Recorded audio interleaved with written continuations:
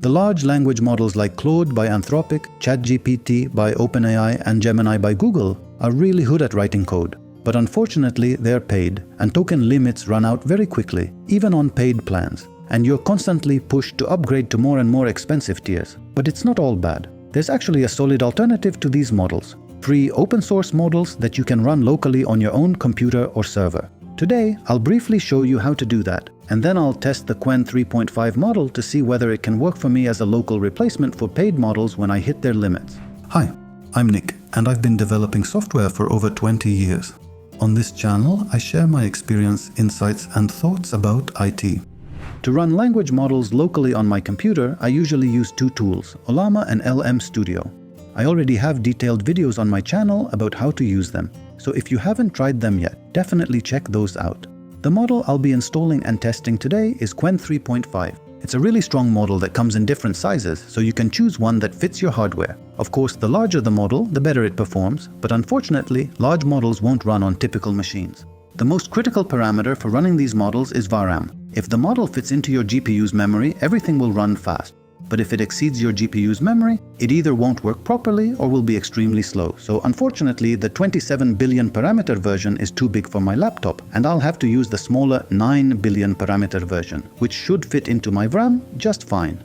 If you're using Ollama, installation is very simple. You just copy the name of the model, then in the terminal run Ollama pull, followed by the model name. The model will then download to your computer, which might take some time since these models are quite large. You can run it with the command Ollama run. After that, you can use the model in three ways. First, directly in the terminal. Second, through the graphical interface that comes with Ollama. And third, via an HTTP API, since Ollama runs a local server that you can call directly. This API is very convenient for using in your own scripts or applications. You can also configure your favorite code editor to use this API, making your development workflow fully autonomous with AI. If you're using LM Studio, it's even easier. In the Models section, you simply search for the model you're interested in. When you open it, LM Studio will automatically determine whether it's compatible with your computer.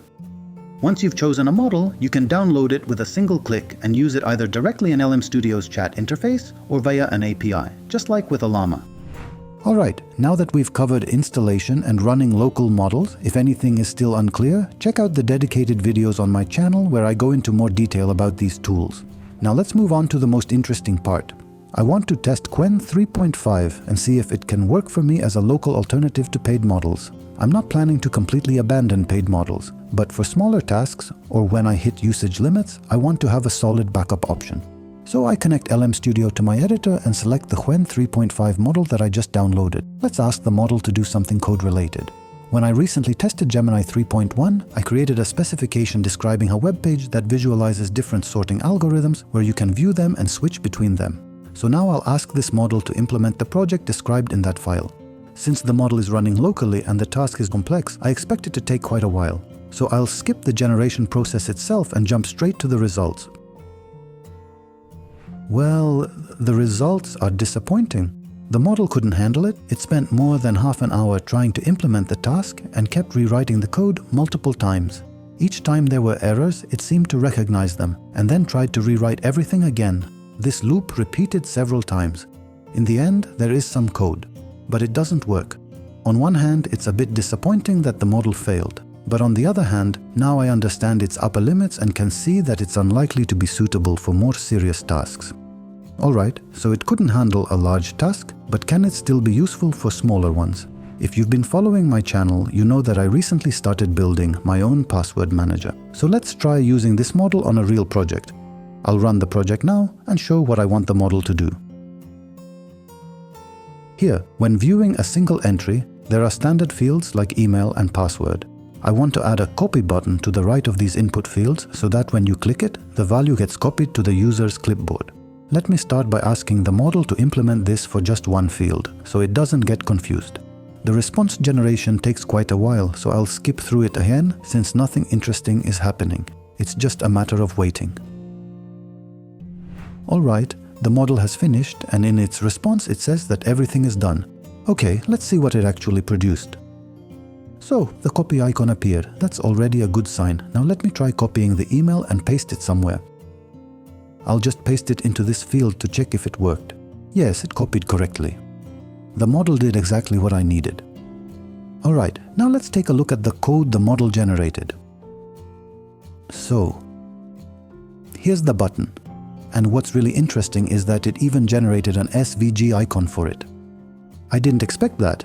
It actually created the icon on its own. So let's summarize. It looks like this model has a fairly limited use case for me. Because of its size, it struggles with complex tasks that require planning and generating a large amount of code. However, for smaller, well-defined tasks with a clear scope, it actually performs quite well. I want to emphasize this again. As a replacement for paid models, this one is unlikely to be sufficient, especially at the size I tested. But considering that it's free and has no usage limits, it can still be a very useful tool. One more important point. I used the 9 billion parameter version of Qwen 3.5 because larger versions wouldn't run on my laptop. But if you have the ability to run a bigger model, you definitely should. I expect it will give significantly better results. Small models are clear enough, but I'm also interested in exploring the limits of the larger models in the Qwen 3.5 family. Unfortunately, running such large models locally isn't really possible, so we need to find another approach. And a pretty good option is actually provided by Ollama itself. The thing is, toward the end of last year, Ollama introduced an additional service that allows you to run models in the cloud. If you look at the list of available models, you'll notice that some of them are marked as cloud. These are the ones you can run remotely. And at the very bottom, there's a model with 397 billion parameters that can be launched in the cloud. This is the largest model in the Qwen 3.5 family, and it's more than 40 times bigger than the one I just ran locally on my machine. So I expect the results to be not necessarily 40 times better, but at least several times better than what I got from the local model. Launching it is very simple. Just copy the model name, then run Ollama run, followed by the model name in your terminal. Keep in mind that you'll need an Ollama account for this. The model starts almost instantly since it runs in the cloud on powerful hardware rather than on your local machine. Now let's switch to my editor, find this model and select it. Next, I'll give this model the same task that I gave to the local one at the beginning, the one it failed. Just to remind you, the task was to create a project described in a markdown file that visualizes different sorting algorithms. Let's see how this model handles it. By the way, a few weeks ago I tested Google's Gemini 3.1 and it handled this task without any issues. Let's see if this model can do the same. Since the generation takes some time, I'll speed things up so we don't have to wait. As you can see, the model finished fairly quickly and asks us to open the generated file. Let's first take a look at what it wrote in its response. Alright, it says that it implemented the sorting algorithms and visualized them. It also added controls for interacting with and viewing the visualizations. Sounds good. Now let's take a look at the file it generated. The model put everything into a single file, just as requested. It contains all the HTML, JavaScript and CSS, about 900 lines in total. Let's open the file in the browser and see what we get. Alright, it looks great. It opened without any errors and looks exactly as expected. Let's start one of the sorting algorithms. The process has started, speed control works, that's good.